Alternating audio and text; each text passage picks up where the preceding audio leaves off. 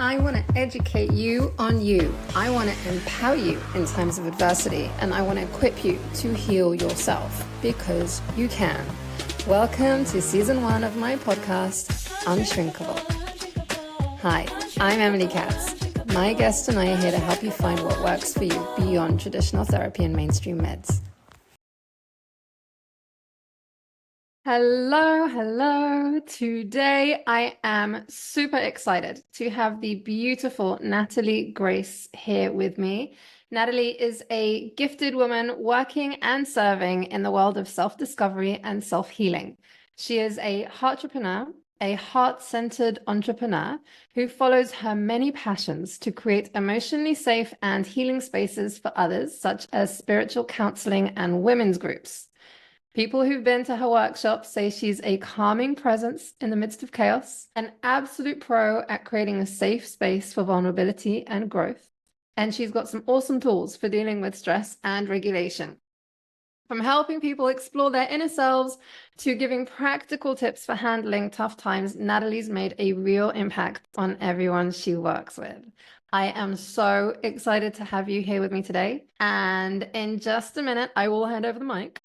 But first, a brief overview of what to expect here in this episode for the listeners. Natalie will be giving us an intro into the nervous system, the sympathetic and the parasympathetic, how to know when you're in each mode, what is healthy versus what isn't for each mode, the stress responses, the 4 Fs, right? Fight, flight, freeze, and fawn. And then we'll end on one of Natalie's favorite, most effective tools for what she calls coming back home to yourself. So let's dig in. Natalie, please can you start with introducing yourself? Tell us a bit about who you are and more specifically how you got here. How did you become a heartrepreneur working with people and their nervous systems? First of all, thank you so much, Emily. I'm really honored and excited to be here. Yeah, it's been a long journey for me. I'd say I'd started about 7 years ago now at this point. I was feeling so disconnected from myself in all areas of my life. I was coping with going out with my friends and partying, drinking alcohol each night, smoking a bunch of weed, barely doing my job at work, like just the bare minimum. So unhappy and constantly pointing the finger outwards, also having a lot of situationships and frustrations and triggering moments and not actually love, like quote unquote love.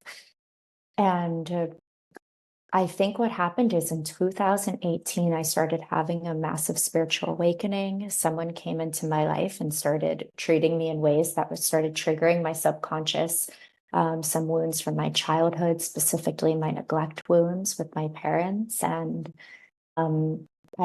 this natural healing journey started happening. And I understood, because I've always recognized myself to be some sort of healer and giving advice to my friends or wanting to help heal the world, is that I was pointing the finger outwards and blaming everyone. And if I really wanted to be a healer, I needed to take that finger, point it inwards towards me, take accountability for why I was the way I was, seek to understand it, and heal myself so that I could be able to help heal others. And that took me down a whole long, like years worth of self-development courses, women's retreats. Just looking inwards, all different kinds of workshops, really intense self-development retreats, and working with holistic healers and mentors, and eventually coming into my own and starting to step out and embody that facilitator and healer as well, while I'm still healing in my own journey. That's beautiful. Beautiful. And you know that you speak to my soul. Like we have a lot of similarities in our paths and journeys. And for me, the same. It was about like, I need to help myself first if I want to help others. And leading by example is one of my mottos that I really do live by. That's beautiful. Absolutely beautiful. So would you like to dive in? And floor is yours. Take it away. Tell us about the nervous system. Sure. So one of the things that I love to introduce before talking about the nervous system is the ways that we tend to abandon ourselves, because this is really the foundation of everything, about why we're not living authentically, why we're not showing up in the world the way that we want to. And when we can understand and have compassion for these things, then we can start to work with the tangible tools, such as the nervous system, to begin to come back home to ourselves and regulate. So I encourage everyone and invite everyone who's listening to this to just sort of take note to in which ways these might resonate with you, and understand, okay, like this is a way I abandon myself, or this I'm pretty good there, but just to sort of take note. I was So literally starting to take notes as well. I was like, everybody take notes. take notes, it's so Like important. literally take notes. I love it. Okay, so the first way that we do this is physically. When we abandon ourselves physically, and this really looks like when we leave our bodies. We tend to live solely in the mind and not connected to our body at all. This was me to an epitome. I was just living in the head, so disconnected from my body. It actually felt like so awkward, felt like I couldn't dance, like I didn't know how to control my body because I was not used to being there. But symptoms of this is when we really slip into our minds and just associate, when we go on autopilot. Let's say we go somewhere or drive somewhere, and all of a sudden we don't know which road we took or how we got there, or we don't know where we've placed our keys or a certain item that we're looking for. These are examples of us abandoning our bodies. Also, when we disconnect from our bodies, we're not connected to the physical sensations such as tension, minor pains. Sometimes we don't even realize that we need to go to the bathroom or that we're hungry until the warning lights go on really, really big. So this is another way. And also mostly it shows up in as not feeling safe or comfortable to be in the body. Physical sensations are just not, they're not comfortable for you. So you just don't want to pay attention to them. You don't be there. By the way, I can just jump in here and say that I remembered when I was starting to do a lot of like self-reflection. It was in my master's, and we had to journal at the end of every practicum class. And I realized that I had been ignoring my physical like experience, and I'd been having like mini anxiety attacks, like mini panic attacks. Like as I was journaling, I was like, because I'd never thought about it, I've been trying to like disconnect from it and not, I guess, subconsciously just not think about it and just kind of mind over matter, just keep going. But when I was journaling and reflecting on it, I was like, my tummy was in knots and I was sweating and my heartbeat was racing. And I was just like, holy shit, that's a bit of an, that's a mini panic attack in the middle of class. Yeah. And I was just like, wow, really like starting, like noticing and identifying how disconnected we are from our physical experiences is just mind blowing. Or like realizing when I had postnatal anxiety that I was holding my breath at the like corner store, like paying, waiting to pay something. I was just like, oh my God, like I've just been holding my breath. Like what? Yes. So, Oh my yeah. gosh. Thank you for sharing. And yeah, you just brought up such a great point. Holding our breath is another one. I even still to this Clenching. time, clenching the jaw. Yeah. Mhm. But the sign for me when I'm holding my breath, and this does still happen every so often, it's like a sign for me, got back in my body, but I'll all of a sudden start to feel lightheaded. And I'm like, there I was holding my breath again. Interesting. So thank you for bringing that here. Another way that we tend to leave our bodies and disconnect from ourselves is we leave our hearts. We disconnect from our emotions. And this can go in two very opposite ways. The first is tending to live life without feeling very much or not at all. And this is actually the epitome of me as well. I remember my first semester of college in Psych 101. I internally, with so much shame, diagnosed myself as a mini sociopath because I couldn't feel emotions. And that is just so the opposite of who I am. For any of you who feel completely disconnected to your emotions, or just feel that your emotions are super, super subtle and just on such a subtle spectrum, or maybe you find yourself questioning or not understanding why others are able to feel more joy, love, sadness, insert emotion here than you, this could be a sign that you're disconnected emotionally. This also shows up, and we will talk about this in the nervous system but immediate shutdown, repression, and suppression of your emotions to the point where maybe you're not even aware that you're even feeling them. Again, cue mini sociopathic diagnosis. Thinking that there's something wrong with you that you can't feel, just generally having closed off hearts to ourselves and to the world, feeling disconnected, feeling alone, just very numbed sensations. This is one side of the spectrum. The other side of the spectrum is the complete opposite. And I do include this as emotional abandonment, but when we are over identifying with our emotions, because emotions are energy in motion. They're not actually us. So when we either shut down the circuit of energy, it gets trapped in our bodies and can lead to disease and illness. Or if we over identify with it, then we are abandoning our truth by confusing ourselves for our emotions. If we over identify with very high intense emotions, like let's say we are people who tend to feel very, very stressed and anxious and depressed very often. We identify with this and then we abandon other aspects of who we are. We're not able to feel joy. We're not able to feel peace. We're not able to feel connection or happiness. And then we can shame ourselves for our emotional state. So I do include this part of the spectrum as also emotional abandonment. Very interesting. Really, really interesting. Okay. And the last way that we reject ourselves is we reject our truth. We reject our authentic being and our authenticness. And this looks like tending to be disconnected from who we really are. A lot of ways this shows up is people pleasing, which is an epidemic in our society. Being inauthentic, you find yourself having a conversation with people you want to be liked, you say something, you don't know where it came from. This is rejecting our truth. Not speaking or living our truth is another one. Swallowing our words for whatever fears, trying to be someone we're not in order to be liked or fit in, trying to fit an ideal version that we have of ourselves in our minds. Even when we identify with our limiting beliefs and succumb to the judgments of our inner critic, we tell ourselves we're not enough. I struggle with this one a lot. By telling myself I'm not enough, or that I'm not good enough, or that I'm annoying, or all of these things, when we identify with that inner critic, we're not connected to our truth and our inherent value and lovableness and wholeness.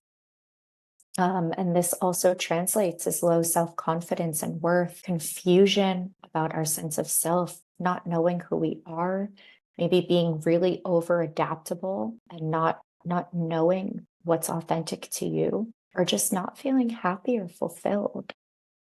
Covering people pleaser here. So yeah. Covering people pleasing. So actually, and so this one, we will get into it, but this really ties into one of the 4 F's, the fawn response we'll talk about. But what I do want to say about this one, especially because there is just so much shame involved. Shame also comes in when we're not in our authentic truth. Like when we're not connected to ourselves, we do tend to feel guilt and shame and anger and all of these emotions. They're clues, because people pleasing is so, it really can hold a lot of shame. I do want to say that we actually have a primal need for belonging.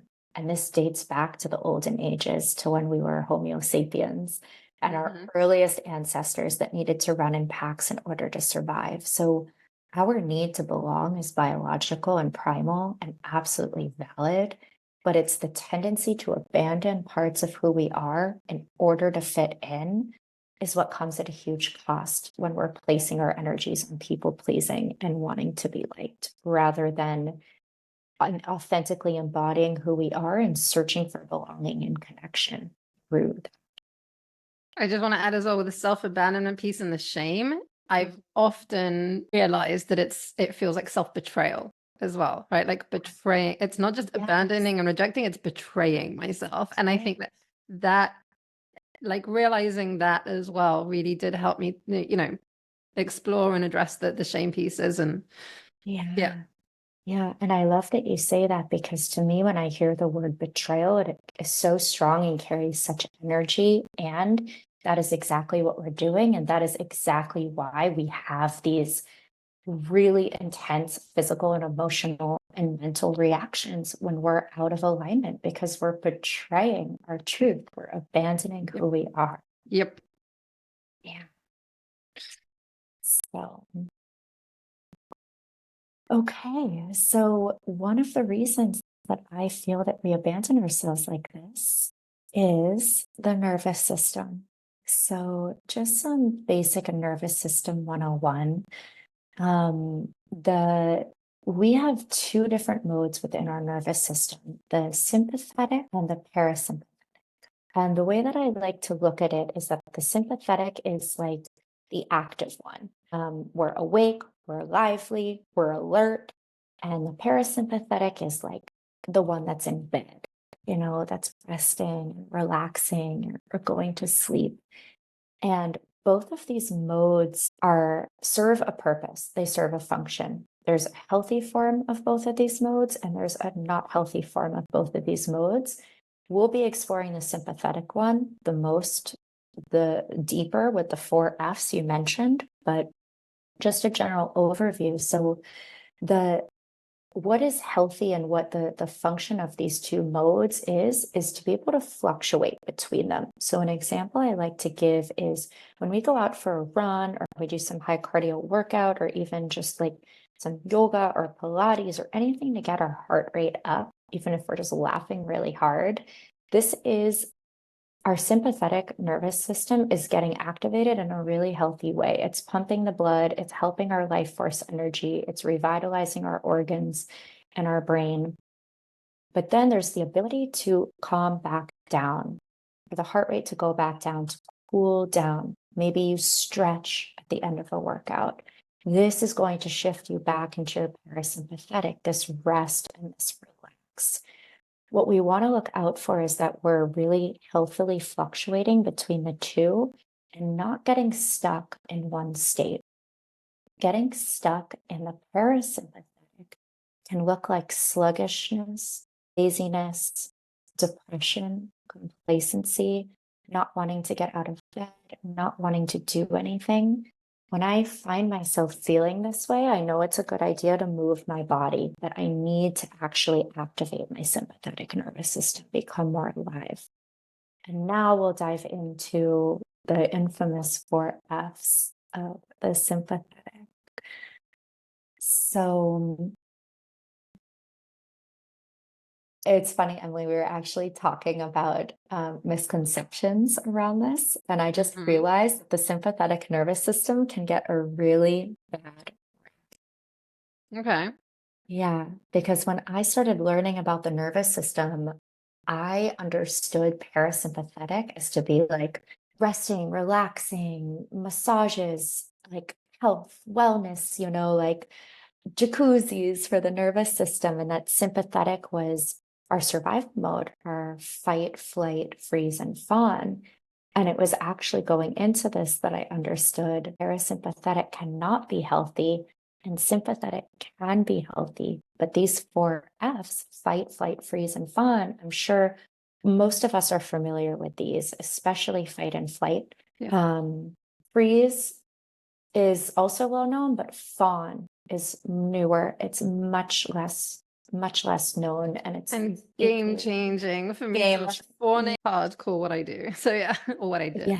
Yes. I tend to, and then we can talk after, what we tend to lean to in our defense mechanisms. But so basically the 4 Fs are our survival mechanisms. They're a part of our sympathetic nervous system, and they're the basic survival instincts designed to kick in when we find ourselves in danger. This is hardwired in us biologically. Again, think about like our ancestors back to like the earliest Homo sapiens when we were living in caves. If some lion or bear or some scary animal is coming, we perk up. We need to know to run. We need to save ourselves. However, because we no longer live, most of us, for the most part, are not living in caves in the wild. That sounds awesome, by the way, but we're not living there. We're not at risk of being hunted by dangerous animals. So these triggers now go off for different senses of danger. And a lot of the way that this shows up, like first of all, I'd say a good comparison, because we're probably not going to be eaten by a lion or a bear, is when we're walking on the street, a car could be coming. This is when our sympathetic nervous system can really protect us from death. However, this also manifests as not getting our emotional needs met as children. Again, abandoning ourselves emotionally. So when our emotional needs are not met as kids, we then carry with this into us adulthood, and our system is already hardwired for danger. So if we are neglected when we're little, and this caused, it's a trauma, I would say, to be neglected as a child, then our nervous system will respond to any sort of emotional neglect as a bear coming to eat us. This is sort of how it works. So when we go into adulthood and our systems are already hardwired to protect us from certain dangers we experienced when we were little, we can perceive certain situations as threatening, even though they might be life-threatening. Think about maybe going on a first date or public speaking or a job interview. Our brain can take us to these places of worst case scenario. And this isn't something to be shamed about, because this is how our bodies are hardwired to think, to protect us. So just some general ways to know when you're operating from a survival mechanism. I like to talk about somatically how you can understand that you're acting from a triggered place before you find out which kind of triggered place you're going from. So for me, when I'm triggered and my sympathetic nervous system is activated and I'm in survival mode, for me, this shows up as a racing heart. My heart is pounding. I start to feel nervous emotionally and physically. So I'm like shaking, and my body is shaking. My thoughts are very, very quick. They're panicked. They're not just quick, but they're like, there's like a sense of urgency or panic or fear with them. And the thoughts are really just spinning on overdrive. And sometimes, depending upon the level of the threat, the thoughts can be spinning on overdrive, but not necessarily be negative thoughts. So that's another thing to watch for. Sometimes if we're just slightly triggered or overstimulated, our head will be spinning like a blender, but we may not catch that we're in survival mode because we're thinking about what we want to eat or what we need to do or something like this. But that's an important one. And then generally just feeling stressed, unsettled, not at ease. Do you have anything you'd like to add to this? I was going to say, with the shame piece about when you're in a stress response, especially when it's the freeze and the fawn. I personally very much struggled with the fact that I froze and fawned in stressful situations that were legitimately maybe not life-threatening, but very much threatening my safety and my sense of safety. And I judged myself for not fighting and fleeing. And I think that it just understanding that the way we respond is still in our system trying to serve us, right? We're responding in a way that our system believes this is the best way for you to survive this situation. Like that's what's kind of happening, right? And so even if you're like, why am I not fighting? Why am I not running away? Why did I freeze? Why did I shut down? Why did I play along or fawn along? Or why am I smiling and giggling when I should be like angry, And it's judging yourself for the stress response that your system has kind of chosen for you by default in a way. So I had a lot of shame around the actual stress response that I was like exhibiting, Yeah. Bingo. Yeah. It's like, this is exactly why I love to share this information, because we need to learn to understand that it's wired in us, it's natural, and then to bring that compassion to it. And also what you said, that element of shame and that element of judging ourselves, I would say that is absolutely a sign about how to know when you're activated and in survival mechanism, depending on which of the 4 Fs you are. So thank you for bringing that. And okay, and then the last thing I want to say is how to know when you're regulating your nervous system. These are good signs. These are like, I'm on the right track. I'm healthily shifting to the other state. For me, this shows up as yawning.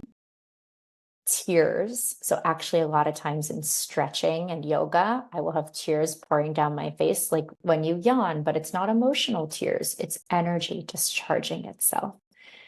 Deeper, slower breathing, you find that your breath starts to deepen and slow down. Your heart starts to come back to normal.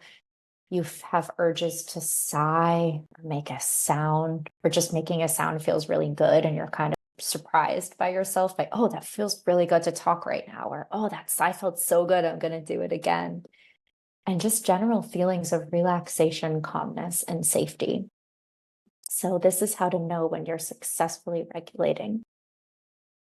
All right, are we ready to, I feel like the grand finale, we've been building up to the 4 Fs. Are we ready for it? Yes. Hit me with it. All right. Mm. All right. So the first one is fight mode.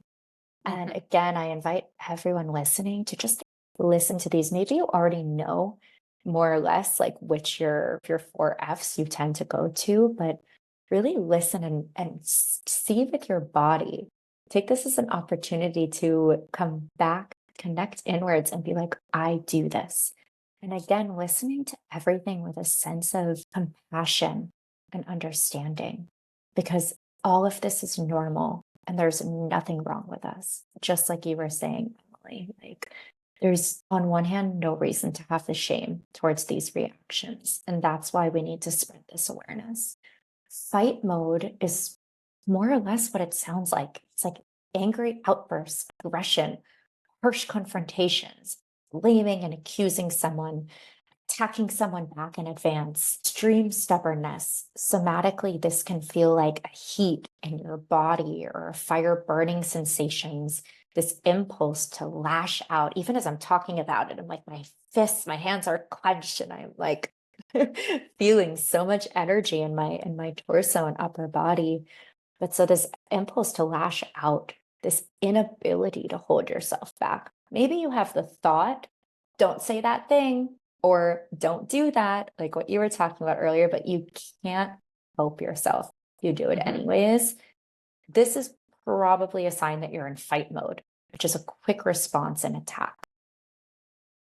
So, and I would say the biggest key here is first recognizing when you're in fight mode, and then accepting that this is the way that your body responds and looking at different ways this might show up in your life. And then beginning to regulate your nervous system. So in that moment where the mind is like, oh, don't say that, don't fight back, don't do that thing, you can catch that moment and control that impulse and that urge that doesn't want to ignore that advice. But to not shame yourself for not being able to do that if you can't yet, because it's a learned skill. The second one that's really common is flight. And this is also exactly what it sounds. It's avoidance. It's running away from uncomfortable situations. I know a lot of us probably do this, but the temptation to check our phone during an argument, or just mentally check out if someone's yelling at you, which again is a whole other topic we can go into. You just check out. You disassociate. You leave your body. You don't want to be there. You don't want to be yelled at. And it's also this sense of feeling fear, another urge, but to flee or escape or to run away from everything. Maybe you have this desire to just disappear into a hole or a cave and never come out again. This is how flight can manifest. And what I would look at is the duality between some people it manifests as fear and needing to run away. And other people where the emotions are more subdued, it manifests as avoidance and not caring and needing to check out, like tuning somebody out who's speaking to you or checking your phone to escape the situation. That's more subtle. By the way, just side note on the flight one, if I'm not mistaken, I think it's Dr. Gabor Mate that spoke about ADD and ADHD being a learned response as a survival mechanism, that fleeing by having jumping around from thought to thought and having concentration and focus issues. It's in, I don't know if he says it's in every case, but he he hypothesizes or claims that ADD is a learned survival mechanism of being in the flight response. Like, yeah. Wow. So That that's, is yeah, really fleeing powerful. fruition by like running around in your head with all the different thoughts, like jumping from thing to thing.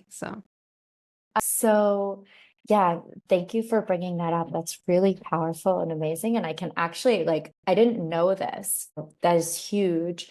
And also I can see it, just like you're flying around in your head, like you said, you're flighting from thought to thought to thought. So yeah, oh my gosh, I'm excited to look into that more. Okay, so freeze response. And this is my biggest. I'm a freezer. And this again, I guess all of these words are very accurate to the description, but freeze response looks like when your entire system just shuts down and there's nothing you can do about it.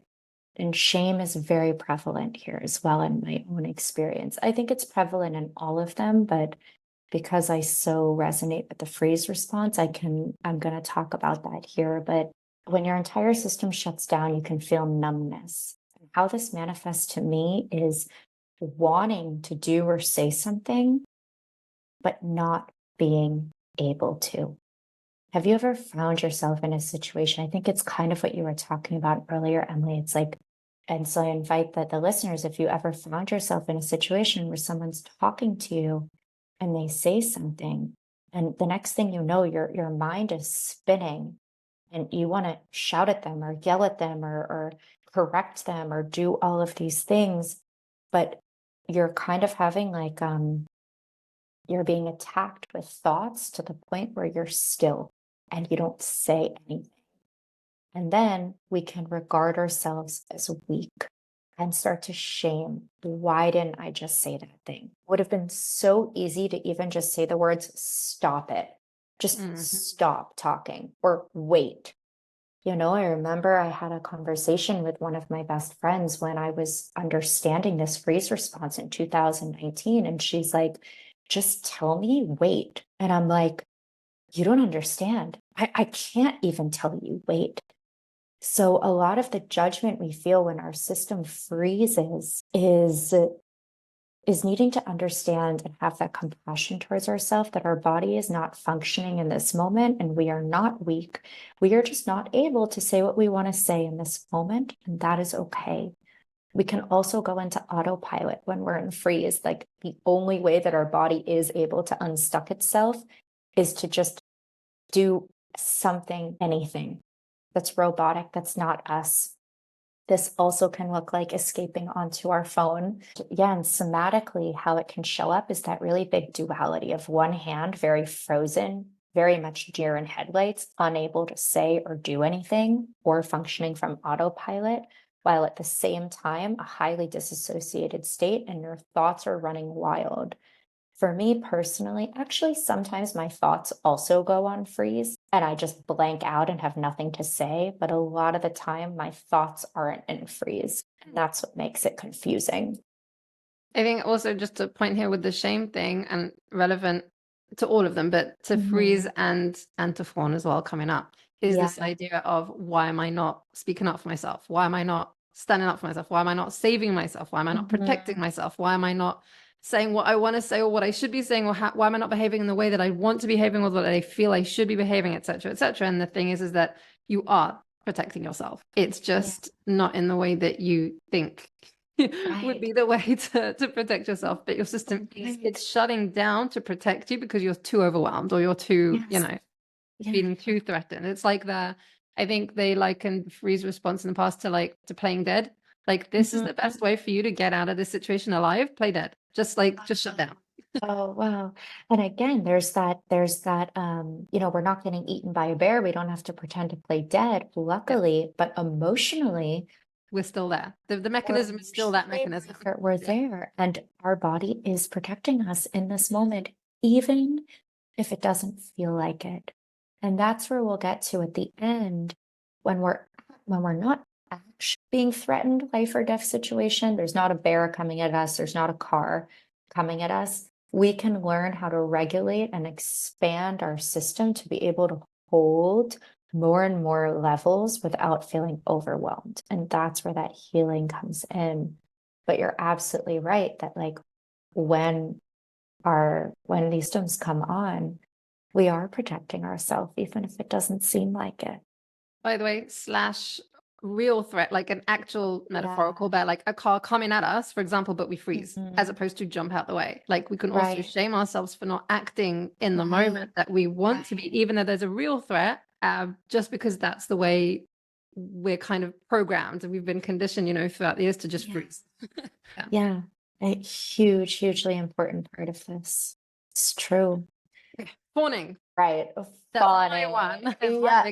Same. Also fawning so hard. And I also find that there's so much shame that comes with fawning. Like I feel like we've also been hinting giving little goodies and little treasures about this one. But fawning is the least common out of all of these four.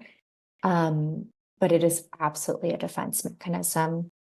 And if it resonates with you, I want you to know that you're not alone, especially because me and you, Emily. And that there's nothing wrong with you. Like everything's right. Your system's working right.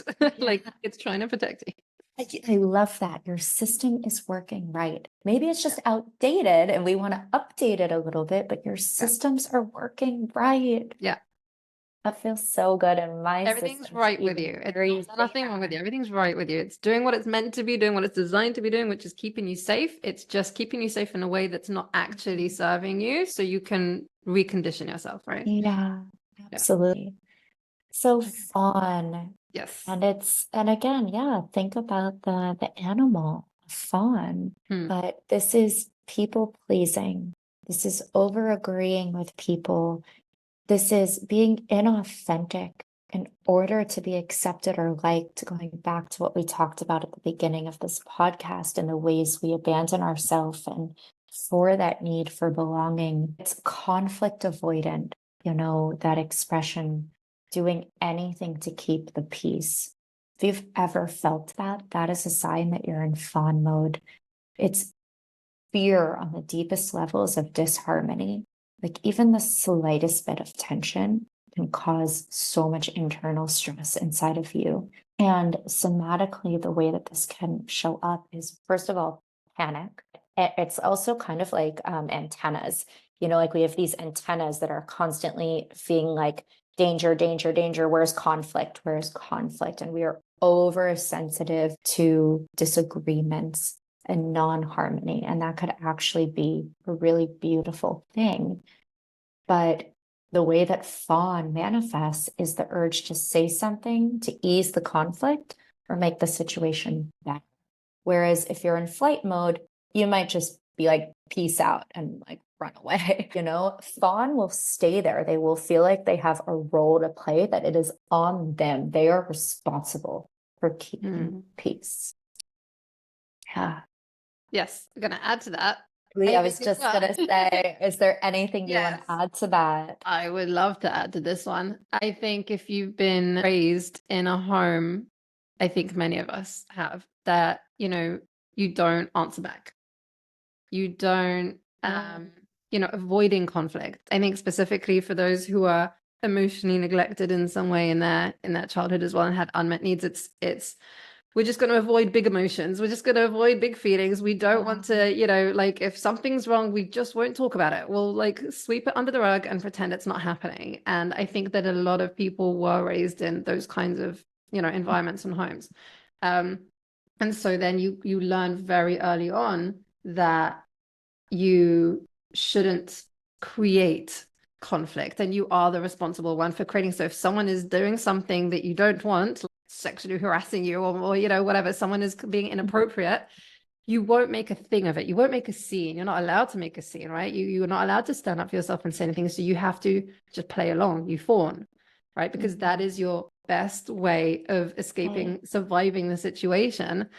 And it is a perceived threat. So internally you're panicking, but then externally you're playing along to keep the peace, which is what you've learned to do. So again, there's nothing wrong with you. Your system is doing everything it was taught to do, right? Right. And I think that also just being aware of how many women are sexually abused, men too, but I think that the listeners are predominantly going to be women here, and I think that so many women do find themselves fawning in situations, playing along, going along with it, consenting when they don't really want to consent, Yeah. or even like not consenting, but then just giving in a way, Yeah. you know, and then not, and then shaming, feeling ashamed that they didn't fight, that they didn't flee. And those are the pieces that I was really kind of speaking to as well leading up. But I know just I've spoken to so many women that carry that shame with them and that didn't understand why they didn't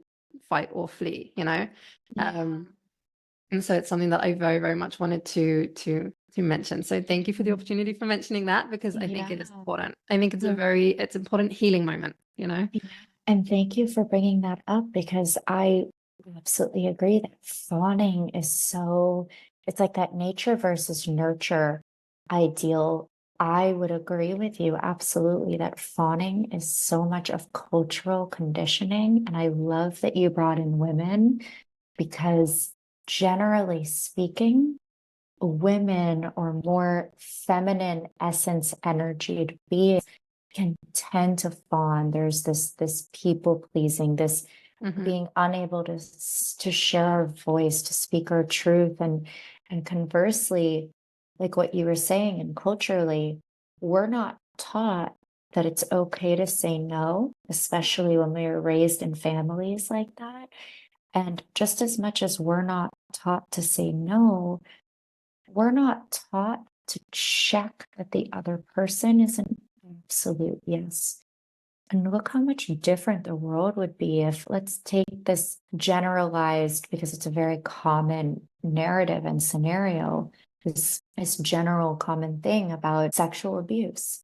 And for with men sexually abusing women, of course, like you said, it could be anything, but let's just focus on this example. If women are taught to speak up and say no, then they can hold their own more. However, we also need to be educated about the fawn response, because if men knew that fawn response is something that was predominantly in women, I think a lot of them in their integrity would want to make sure that the woman absolutely wholeheartedly wanted to be with them before engaging in anything. So thank you for bringing that here. Thank you. And yeah, I would say the biggest thing is awareness of our nervous system, awareness of how we're biologically hardwired to behave, and bringing in that compassion that this is normal, that, like what you said, we are being protected. Maybe our system just needs an update, like, you know, the iPhone update every 2 months. We also can benefit from that in our own somatic healing and regulation, but our systems are working. And this is where free will comes in, to be like, you know what? I really respect and appreciate how my systems are working to keep me safe. And I'm grateful for it. And I don't want to change anything, versus, you know what? I understand that my systems are working to keep me safe, but are a bit outdated. And therefore, I choose from a place of free will to understand and do the work to rewire my system and reteach my system what is safe today and what is not safe, so that I can have a better ability to hold and show up in situations the way that I want to, versus the way that I'm able to, based on my current limitations of my 4Fs. 100%. I do just want to add one last thing about that is with the conditioning piece. I think I had this like little eureka moment when I was bathing my kids. It was like a couple of years back. I was giving them a bath, and my eldest, he was really fighting me. Like he was fighting, you know, he wasn't happy about something that I was doing, and his response was fight. And I just suddenly, it like hit me. I was like, I have a hypothesis, a theory that we're all born with the instinct to fight back. I think the like the original kind of like the built-in like initial response that we have to stress is to fight. Like babies, they cry, right? Like they just, they cry, meaning they shout, they speak up, they're like, help me.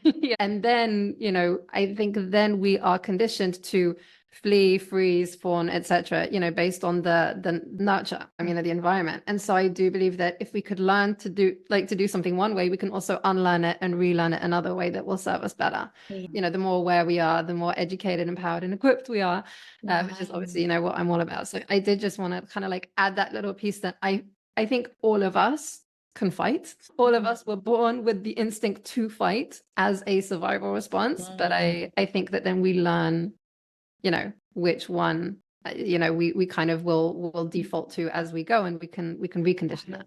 Right. And also absolutely based on our upbringing and the systems of our parents. I would even say that this can be generational here just through the idea of nurture versus nature, or also nature because of genes. If our parents are both fighters, we may more likely have fighting responses in us.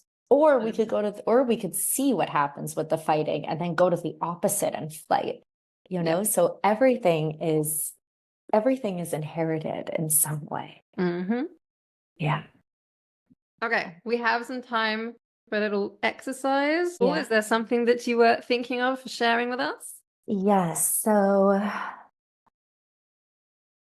I'd love to share, actually, I was deciding between, do I do this tool or this tool? Because they're two of my biggest, most powerful tools. And I realized actually I can do them in one.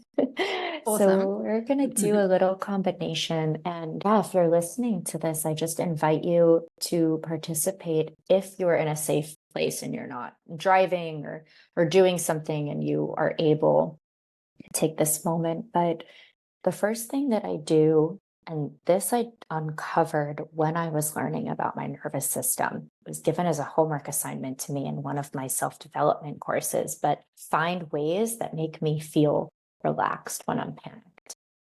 And what I do is I take one hand, it's my left, but choose what's authentic to you. I place one hand over my heart and the other hand over my solar plexus. If you also the solar, right, good. The solar plexus is over your abs. Okay. So above your belly button, below your chest, right where the center of your rib cage and where abdomen is. And so this is one area where I like to hold it. Also, because we have a lot of female listeners, if you also feel called to hold your womb space, which is below your belly button and above your pelvis, just test and see which works better for you. For me, I need to hold my solar plexus, which is the center of my rib cage above my belly button. And so just taking a moment to just feel your hands on your body.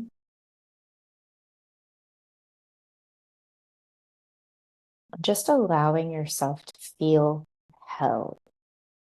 Noticing what the physical sensation feels like. Maybe even experimenting with pressure too. Maybe you need some more firming, grounding pressure, or maybe just something really light. The point is to find something that feels nurturing for you. And then from this place, we're going to do my second tool, which is unbelievable at calming and regulating the nervous system, but it's deep breathing, a special kind of deep breathing where we are breathing in through our mouth as though we're breathing in through a straw, really soft and long and slow. I'll guide a few breaths, and then exhaling out through that straw, out your mouth. So just breathing in through that straw and feel the hand on your belly or womb lift up, and then bring that air up into your chest so you feel your heart, the hand over your heart expand. And now exhale it all out through that straw. Let's do two more like this, just breathing in really deep.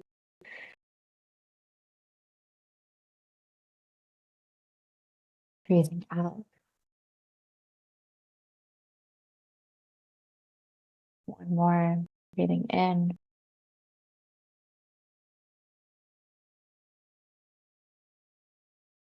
Breathing out.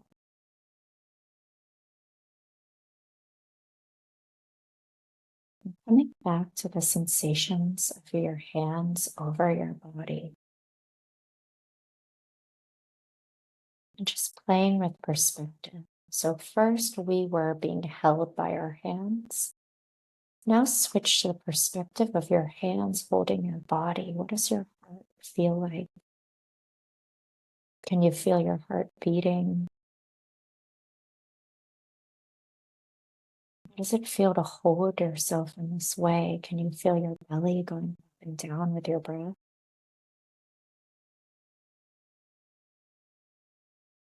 And you feel how soft and sensitive, precious you are.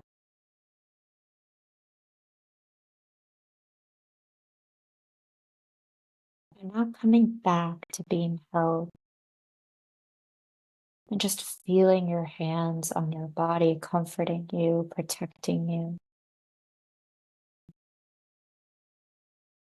This hands over heart and solar plexus tool for me is the best way to protect myself when I'm feeling overwhelmed by feeling the intimate closeness with myself, that I'm shielding myself from the outside world. And to check in, how is my heart doing right now? What sensations do I feel in my solar plexus and my upper abs?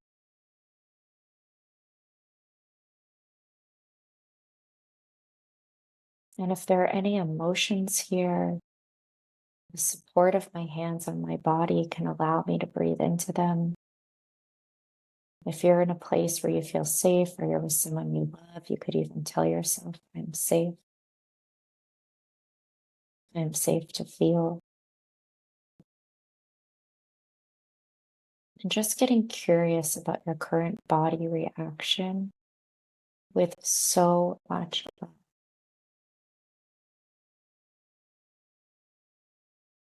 Am I triggered right now? Am I in fight, flight, freeze, or fawn mode? How did I react? How do I wish I would have reacted? How do I want to react next time? And can I love and thank my body for protecting me? And know that I have the power to learn how to show up in the way that I want to, and that I am normal, and I am safe.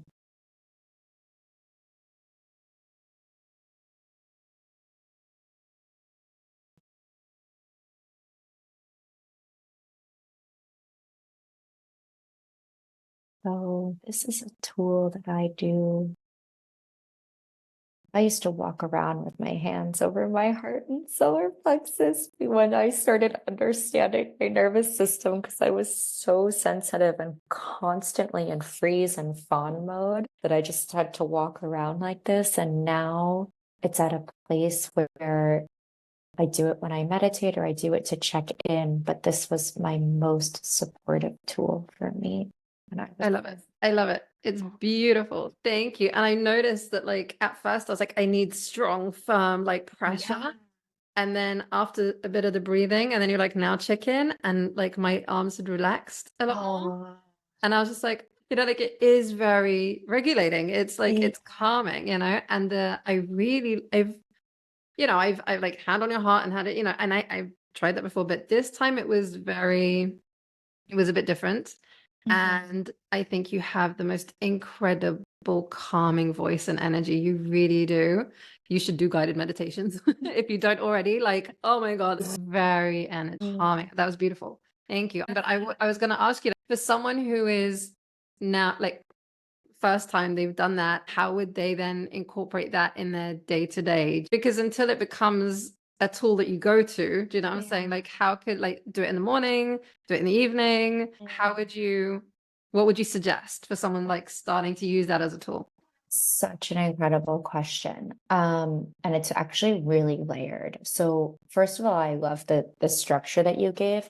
I would start beginning of the day middle of the day and end of the day, just for like self-research and self-study and self-curiosity and just taking note of what's going on. Another thing I would say to use this is when you feel that you're probably triggered.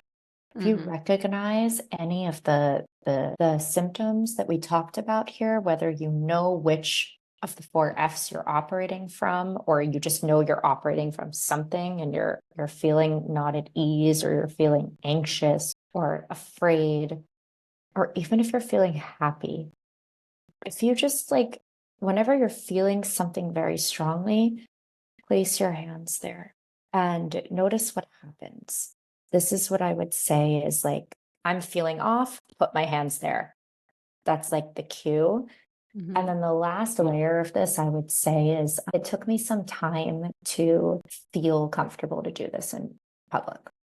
So if you are in public and you get the cue to do this and that doesn't feel safe for you, don't judge yourself. Honor that and go to the bathroom, go behind a tree, put on a sweater, do something where you can feel safe to access your body this way, because that's the first step that will allow you to feel free to do this in public, wherever, whenever. I think it also makes sense. It is getting you out of your head and back into your body, right? It's like, feel the hands. Do you need it firm? Do you need it? It's mindfulness. It's like a body scan in a way as well, right? It's like, okay, so, and it's bringing you back into the here and now, which I absolutely love, and I like it when things make sense. Me So too. it's good. I love it. Okay. Thank you, Natalie. You're amazing. Thank you so much, Emily. It's such an honor to be here and to chat with you on this. And I'm so excited to look up the Gabor Mate thing about ADHD now. He's good. Yeah. He's good. How can people find you, connect with you? Do you live on Facebook or is it Instagram? Yeah, so my biggest platform is Instagram.